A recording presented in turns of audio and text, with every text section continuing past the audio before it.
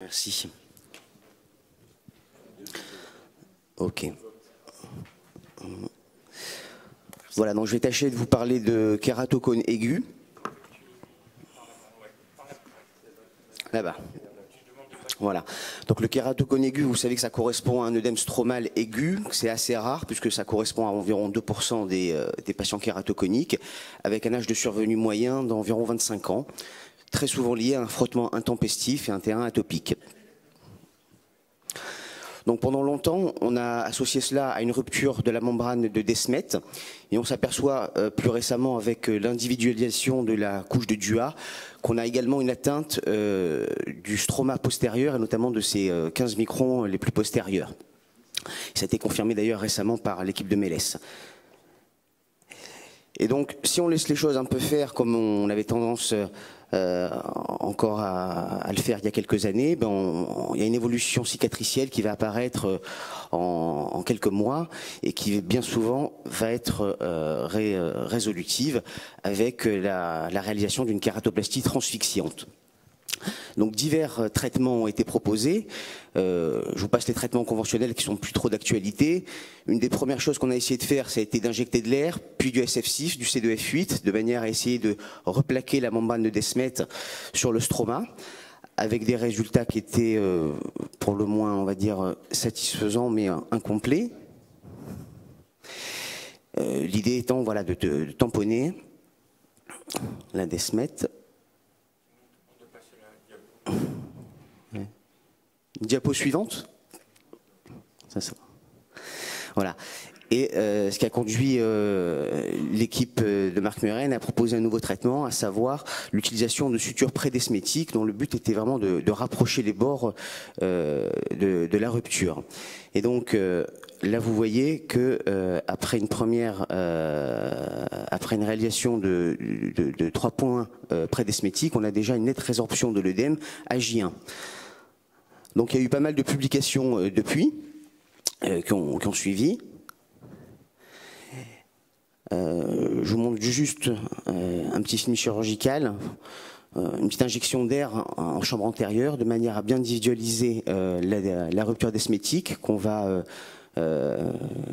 marquer par de petits points au feutre, et puis la réalisation de sutures prédesmétiques non transfixiantes, hein, je le précise. Voilà, on peut passer. Hein,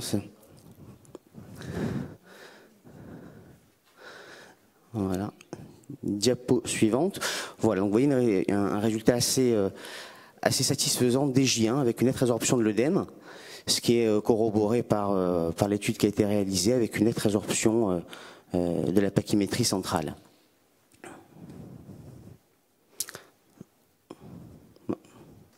Voilà, donc différents cas, ce patient de 34 ans. Donc on peut être un peu choqué par l'aspect de la cornée à l'OCT qui est quand même relativement déformée, mais on s'aperçoit qu'avec le temps, ça récupère plutôt bien, notamment après l'ablation des points. Et vous voyez qu'à 3 mois chez ce patient, on a enlevé les points, on a pu l'équiper avec un verre scléral, et puis on a une acuité visuelle qui est relativement bonne, avec 6/10, ce qui est pas mal après ce genre de problème. Idem chez ce patient monophtalme qui était à contre les doigts, et qui va monter à 6/10 également avec son verre scléral.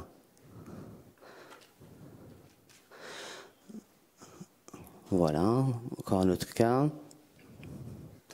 Et alors, en cas d'absence de déchirure, alors là, vous voyez, ce patient, on n'a pas retrouvé la déchirure, donc on est bien embêté à l'idée d'aller faire des sutures prédesmétiques parce qu'on ne sait pas trop où les faire.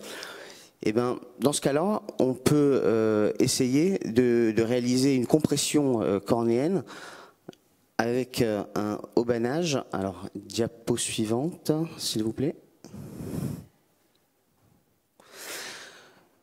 Donc, je vais vous laisser quand même visualiser le petit film qui va consister à réaliser un haubanage tout simple, encore une fois en non transfixiant.